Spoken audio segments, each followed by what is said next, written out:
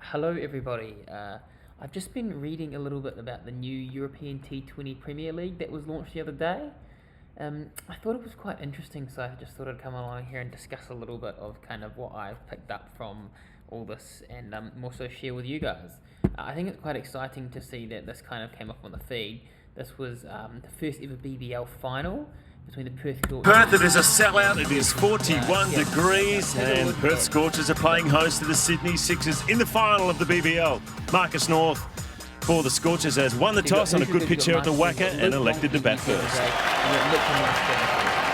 Here comes Brett Lee, charging in. Has signed with the Amsterdam team for the EPL. Or gets a short one, it's in there, straight to the man. Well, what a start for the Sixers. It's the danger man, Herschel Gibbs. Look at Brett Lee. Someone catch that man. Unbelievable start for the Sixers. Brett Lee is fired up. Here comes Brett Lee. Again. And it's Luke Ronke off the mark. He's batting at number 3 tonight, so no Paul Collingwood. And he is away, and so are the Scorchers. His other teammates. And so, on that, I thought that was quite worthy and interesting to look at, being Mitchell Marsh is now joining and looking to join. He's made himself available for the European T20 Premier League. We'll touch on that, but more so just interesting to actually dive into it and what's actually happened. So, it's an ICC-sanctioned European T20 Premier League. So therefore it's supported by the ICC, and they've gone ahead and they've signed. So it's going to be, I think, 6 teams to my understanding. They've currently got 3 hubs in Amsterdam, Edinburgh and Belfast, and they're looking to get 3 more. I think maybe another one in Glasgow, another in Dublin, and another in somewhere in Amsterdam. Sorry, somewhere in Netherlands. We did have a source here somewhere. This one. This is the big in-depth and detailed reading of kind of what's going on with it all. Anyway, so they launched it in Sydney the other day, with the iconic Sydney Opera House and Harbour Bridge as the backdrop, which to me was quite an interesting launch, and more of an understanding of like why they decided to launch it there, So it's the European 2020 Premier League, and they've launched it in Sydney. What was the choice behind launching it in Sydney, and why did they not want to launch it in maybe a European hub? Was it because the Big Bash League's going on right now, and most of the investors and stuff were able to meet over there? So it's interesting to look at and think. This was kind of what I was touching on with the BBL final. Steve Smith and Mitch Marsh sign up for European T20 Premier League. There's 3 ETPL franchises sold for 45 million thus far. Australia duo joins Amsterdam Flames, so that's Steve Smith and Mitch Marsh. So it's pretty cool to see Mitch Marsh in that first ever BBL, and he probably will find himself probably in the final for the first ever European T20 League for Amsterdam Flames. Steve Waugh, a cricket Australian great, head investors in Dutch franchise. So he's invested in the Amsterdam Flames. And Belfast plus Edinburgh franchises were also sold. The Edinburgh franchise was sold to Kyle Mills and Nathan McCullum, who are New Zealand cricketers in the early and mid 21st century in the 2010s. So, and 2015 maybe that World Cup. So interesting to see themselves purchasing their franchise for Edinburgh Hub. It looks like a beautiful place to play and be. And the man himself, Glenn Maxwell, has decided to go and purchase the league in his club in Belfast, which is called the Belfast Wolves. Let's hear from him to see what he has to say. He seems happy about it. G'day guys, Glenn Maxwell here. Really excited to announce that I've signed for the Belfast Wolves in the inaugural season of the ETPL, the exciting new league that's starting in Europe. Cannot wait to get started, to play with some of the best international players in the world, some exciting local talent that's coming through as well. All a couple of years away from the Olympics in 2028, so hopefully a few of these young players that you see playing this tournament are becoming well-known names around the world on the world stage. So hopefully we get to see some of that talent shine, and looking forward to seeing everyone there in August and September this year. Cheers.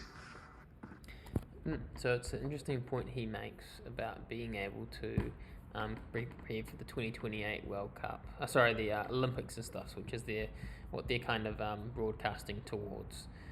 So a little bit of news, I don't know, a little bit of news around this. What we're reading is Europe's cricketing moments. The founding team and the investors in this. It's quite interesting. It's they got Sourav Banerjee. And to my understanding, this is him here. Oh no, sorry, this is Abhishek Bachchan. So to us, we've never heard who he is, but within India, he's a global star who owns 2 franchises in the Indian sports leagues. I think one in the Kabaddi League called the Jaipur Pink Panthers, and then the Chennai FC in Indian Super League, which must be football. So he's found himself an opportunity to enter into the sports cricketing market, which is quite interesting, where quite a few of the investors come from within India itself. So it looks like their focus was more so towards the Indian market again. I am aware, or I'm not aware at the same time, that there's quite a big gambling hub in Indian market, so that may be a right for them to get their investors invested through there. Don't quote me. This is another person that has helped find the league and fund it, Mr. Dheeraj Malhotra. He's currently the general manager and game development of the board of control for the BCCI. So he's also found himself with, I don't exactly know but buying rights or something within it. His first association with the IPL was in 2008. He was appointed tournament director. I believe the IPL was launched on that year as well. So he has quite a vast amount of experience in these fields. Other people that have also invested into it. This lady here, Priyanka Kaul. Priyanka Kaul is a co-founder of Real Sports Tech and European T20 Premier League. So I think she'd been involved with the EPS since 2023, was helping her to find it. So she's also found herself in there. It looks like she's built herself up through the media and the news network in the days, and found her, and now she is kindly helping to establish the European T20 Premier League. So a new chapter for European cricket begins today. The European T20 League is officially unveiled. Amsterdam is owned by Steve Waugh, Edinburgh Nathan McCallum, and Belfast belongs to a consortium led by global D20 star Glenn Maxwell. And this is sanctioned with Cricket Ireland, the Netherlands, and Cricket Scotland. And from a conversation I was having online last night, these look to be the 3 main hubs with 6 teams in them for the first 3 years, and then with success they'll be able to grow out into bigger franchises such as Italy, who have qualified for the T20 World Cup, and other teams along that source. It would be, personally myself, I don't know why they didn't take the risk initially to go into Italy, seeing as they've qualified. Now I totally get it, maybe from an economics perspective, and the first catch net of people, but if their vision is to actually grow the game and to help others to deliver and give people a life outside of work or whatever they're doing within a community aspect, the calling to actually look to go into an Italian hub to begin would make more sense, whereas maybe they're testing other things in the background as well. Hence why it seems that their market is still definitely to do with the Indian, where you've got the Indian investors and everything. But it would be cool to see it grow into a few other components over the years. And I mean, just maybe more of a deeper context to it all. One person that I did seem to have quite a mutual respect for was the launching of Warren Detrom. Announced this past July that he would step down as CEO of Cricket Ireland after 18 years. And so he's officially joined the ETPL full-time as chair of Rules X and a director of ETPL. Now, Rules X is an investment fund, I think, based in the UK, and they have been able to, based in London, and they've been able to help find funding and continue to fund this league that has just been launched. So I was reading about Dutcham yesterday. So I see digital data showing Europe beginning to index very strongly. That reinforced me that now is the right time. I'm sure they've been talking about it for a few years. It seems like quite a few 2020 leagues have been pushed to go ahead and do it. I know the New Zealand T20 league has been talked about for a long time, but with a small country where we are from, there is like this catalyst of like, is it the right time to be doing it, with everything popping up and also major sponsors and economic conditions of how it can actually have an effect on the community sports. The Olympic factor is a game changer. Everyone seems to bang on about the Olympics. I mean, I mustn't understand it enough. I suppose it gives you a global scale because everyone's watching, and everyone comes to understand what cricket is. But I did see that they talked about Warren Ditchram being a highly respected person in the field who had served on the island as the island CEO for 18 years. So it's quite remarkable to see him moving through and going ahead with the European T20 League, which I think is quite a cool concept, especially for such a vast continent and place as Europe. There's just so many opportunities, and even if like a huge abstract doesn't come from it initially, it gives people a chance to play a sport outside in a community and just mostly and stay connected within that frame from all levels, creating a love for the game. And I suppose if you're in cricket and you love cricket, we kind of all understand how cricket works, right? So yeah, this is another one in Scotland. Cricket Scotland CEO feels that the league can help grow the game locally. They've talked about these festivals, so trying to not make it just about the game, but also making it about a festival where food, markets and stuff become a place where people can come and hang out in a hub, as opposed to just like going to the game. I think they're forecasting 200,000 live spectators in 2026, which is quite exciting. This is in person across the 6 venues. So the 6 venues are going to be Dublin Malahide Cricket Ground, which is a beautiful ground here. I think it was made. I think they talk about. Here we go. Ireland's most famous sellout for crowds against England and Pakistan. And they've got Belfast, which is Northern Ireland. A historic city that can extend Ireland's footprint north. Edinburgh, I think it would be beautiful just to be in Edinburgh and playing cricket. Glasgow, which is Scotland's sporting capital and the biggest city. Amsterdam, and there you go, Rotterdam was the other one, which is a cosmopolitan hub. So those are the first 6, which I think is pretty well thought out and looked forward, excluding the other countries in Europe that the scale can be. While we're here, we'll look at the funding. It's quite important, I think, and interesting to see who's funding it and where it's coming from. So we've got Oakvale Capital. They talked about league revenues rising from 11.2 to 16.8, so that's an estimated growth of 30% in less than 4 or 5 years. So that's quite broad with the estimated market growing. There has been a lot of investment in sport in terms, especially in cricket, big leagues over the past 5 years since COVID. You've seen the big boom happening out there, and I think it's revolved a lot down the back end of like cricket is a real game. It's real.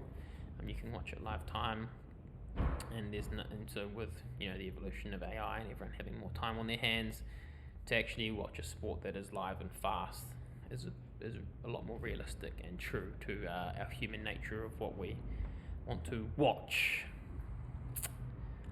It's interesting. An advisor to Middlesex Country Cricket Club, this is Oakvale Capital.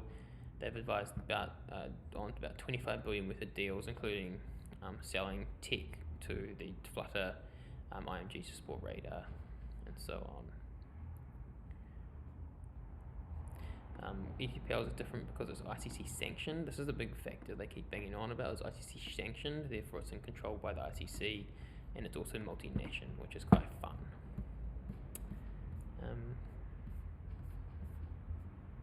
And so it's a new frontier for cricket, and kind of what's leading forward into it. Here we go. This is that guy that we're talking about, the Kabaddi man. Interesting, right? To like, as like a Westerner, like you search the name, we have no idea who he is, but to Indians, he must be a really highly sought after and famous celebrity that people love to see.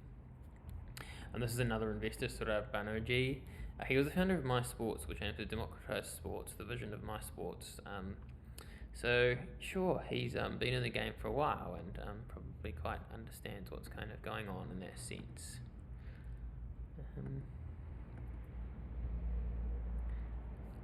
I suppose it's very small right now. It's yeah, got some following. I think it has great potential to take off, to be honest. And so this is interesting, right? Let's look at Black Cap skipper Mitchell Santner signs for the Edinburgh franchise.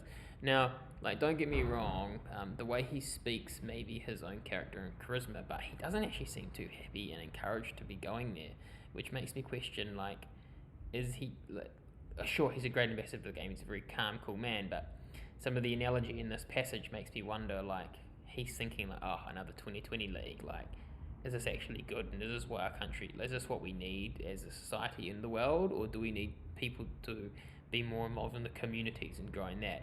And I suppose that's the big question that begs, is by creating all these 2020 leagues and stuff, we have to ask, where is the money going through the profits and stuff? And I haven't done enough deep digging to be able to understand where the money's going.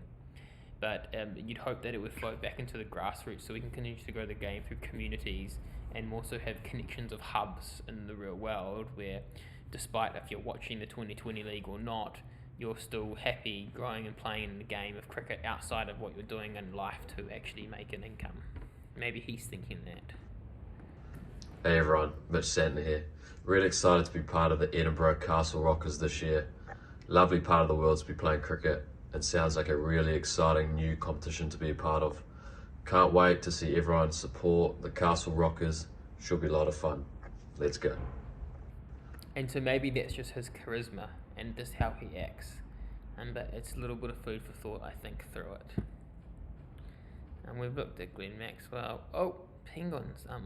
Yeah, there you go. I was seeing about how he did his stuff, so now you know. So yeah, just on a summary of the EPL, I think it's quite... it's exciting, it's really exciting. It's a good test net for a untapped market, and it's quite courageous to see people going into the market to kind of do this kind of stuff, which I think is really positive leading forward into the things, to the future of cricket. Now, just moving away from the EPL, I thought I would touch on something fun and cool and exciting that I saw the other day. So this is a Himalayan monal, captured in flight in Bhutan. Such a beautiful bird. Like, I've never seen anything like it. I couldn't believe it, how beautiful it was. And so, yeah, so in the terms of everything going on in the world, and for something like this to be captured in flight is quite amazing. The Himalayan monals are quite rare. The Himalayan typically inhabits a high altitude open confirmed forest between 2,400 is rarely seen due to its shy behaviour and sensitivity to human presence. Each confirmed sighting is therefore considered significant by bird watchers and conservationists. And here's some just other little amazing, beautiful pictures of the bird. I didn't even know something existed. Check out that, like, that's that picture that's going viral. It's absolutely beautiful. So, yeah, on that note, I think it's nice to leave with some quotes. So, this guy's quote is amazing. It's, I prayed for guidance and learned to trust myself, Rumi.